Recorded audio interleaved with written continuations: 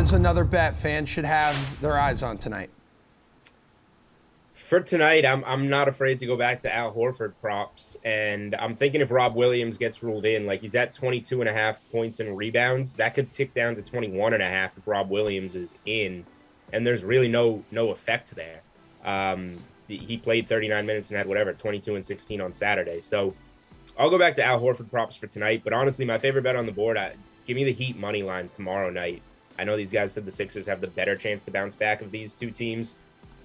Embiid almost put a fork in him in his presser after that game. Like, he was not happy. We know how Doc Rivers coaches these series. My favorite bet on the board overall right now for NBA is the Heat to just close this out in 6 as dogs.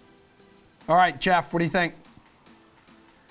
At first, Draymond Green's point prop being set at 7.5 probably feels too low, but if you watch the games, he just simply refuses to shoot. In 4 games during the series, he's taken a total of 13 shots.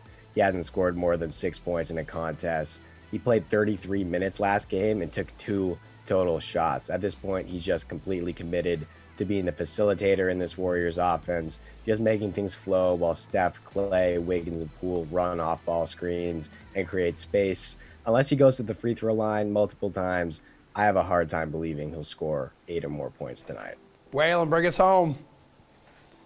13 and a half points is the point prop for Al Horford. That seems a little disrespectful for a guy who's put up 52 in the last 2 games combined. Unless Milwaukee does something different defensively that does not include, leaving him just wide open whenever he wants for quarter threes.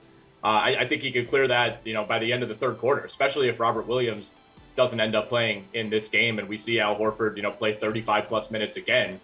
So 13 and a half for Horford I like. And then I've been tricked one too many times by Dylan Brooks. You got to go under. 19 and a half, way too high for a guy shooting 33% from the field in the playoffs. Jeff mentioned it already. I mean, it was comical, some of the shots and some of the turnovers that Dylan Brooks had late in that game against the Warriors. A very winnable game for the Memphis Grizzlies, and he was the main reason that they didn't come away with it. So I think his confidence is at an all-time low. I think 19 and a half is way too high of a point prop for him.